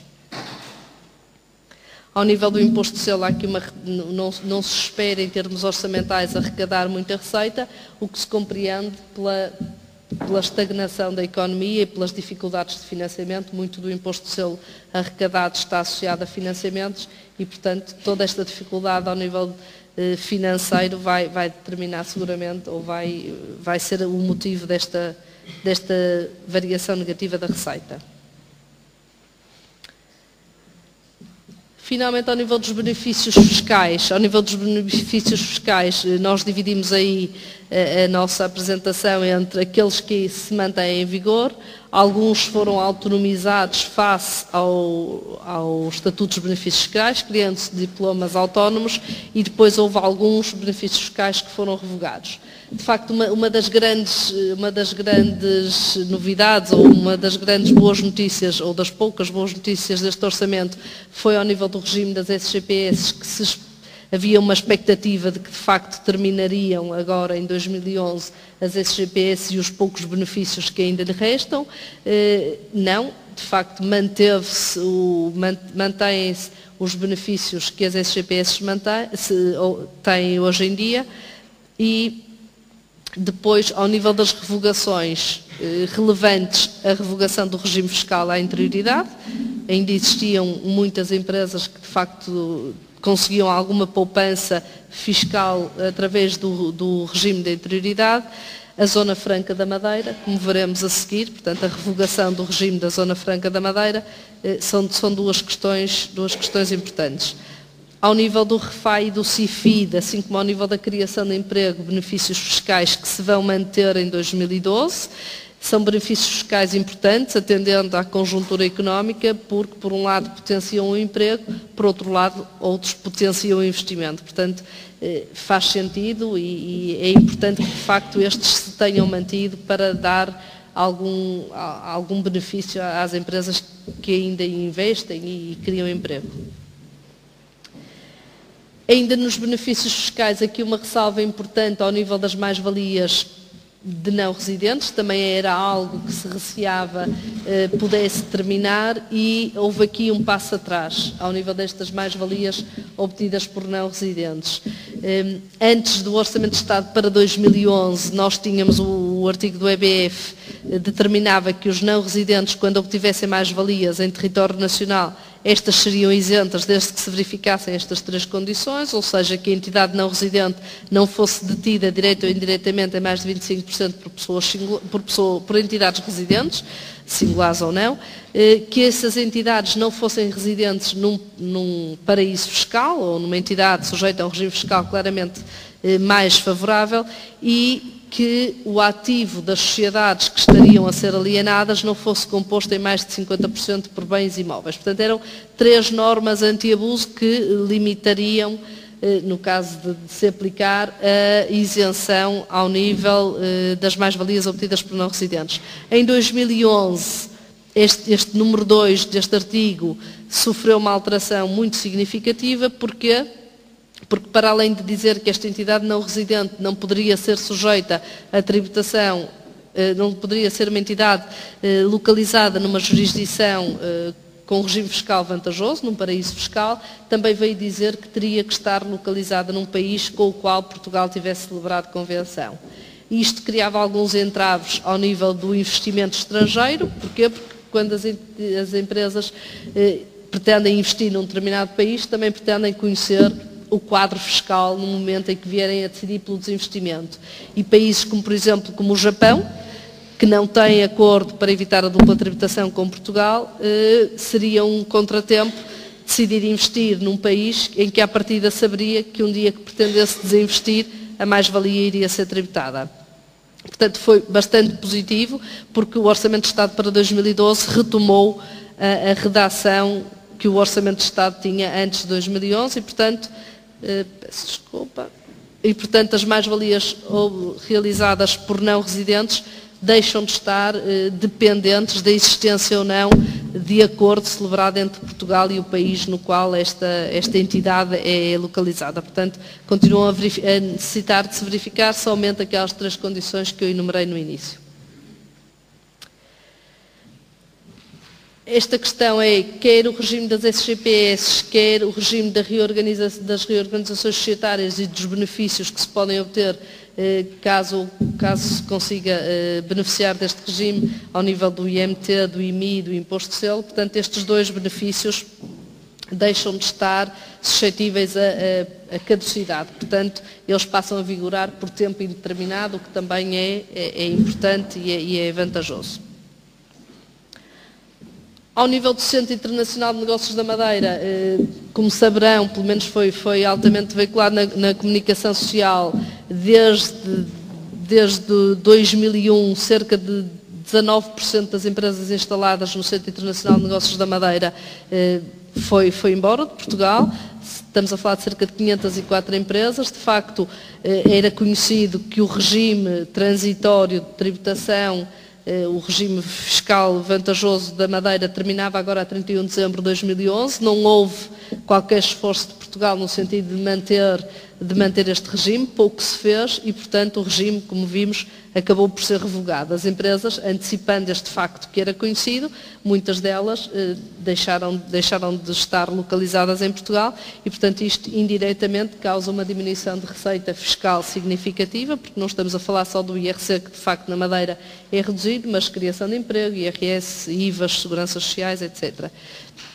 A par com este fim do regime, da Zona Franca da Madeira, temos também esta penalização que surge agora no Orçamento de Estado para 2012, ao nível dos sócios das sociedades instaladas na Zona Franca da Madeira, que até então recebiam os dividendos sem qualquer retenção na fonte e agora passam a ser sujeitos a 25% de retenção na fonte, de acordo com a lei interna, na distribuição de dividendos para os seus sócios, o que cria mais um entrave ou menos uma vantagem para que os investidores estrangeiros optem por instalar-se na Zona Franca da Madeira e desenvolver negócios em Portugal.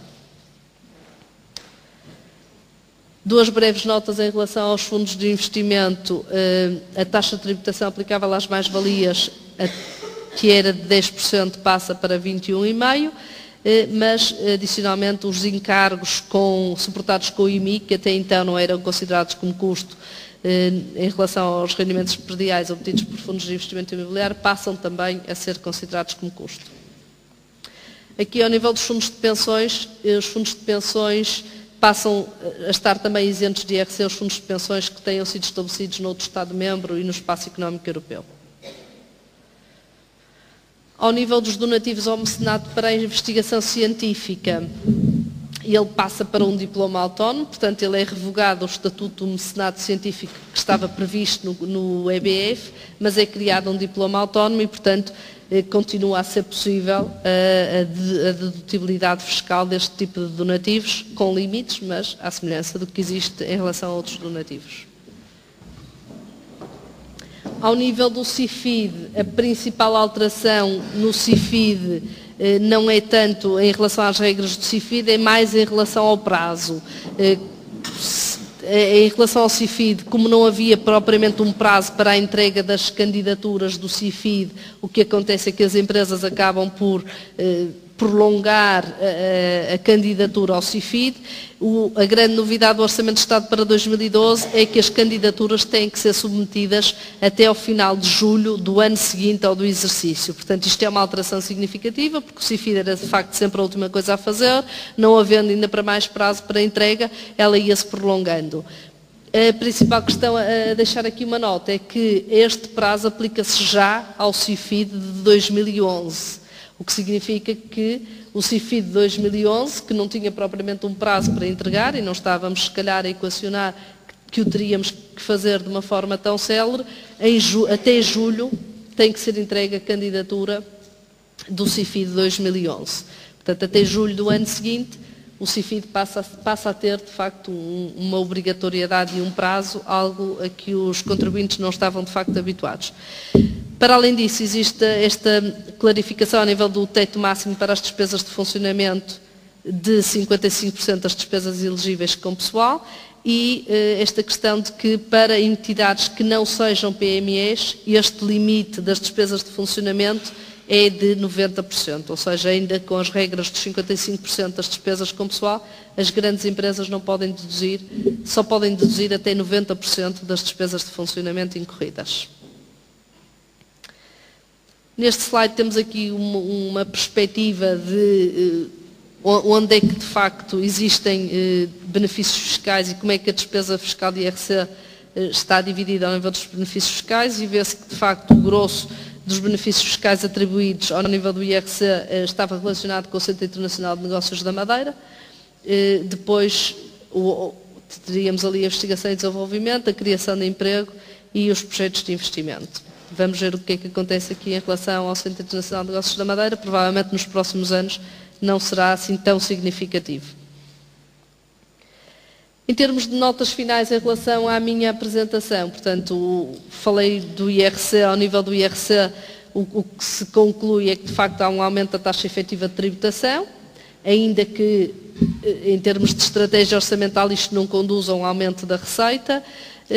Ao nível dos benefícios fiscais há uma racionalização, continua a não haver uma solução em relação às mais-valias das SGPS em participações de percentagens pequenas, nomeadamente empresas cotadas.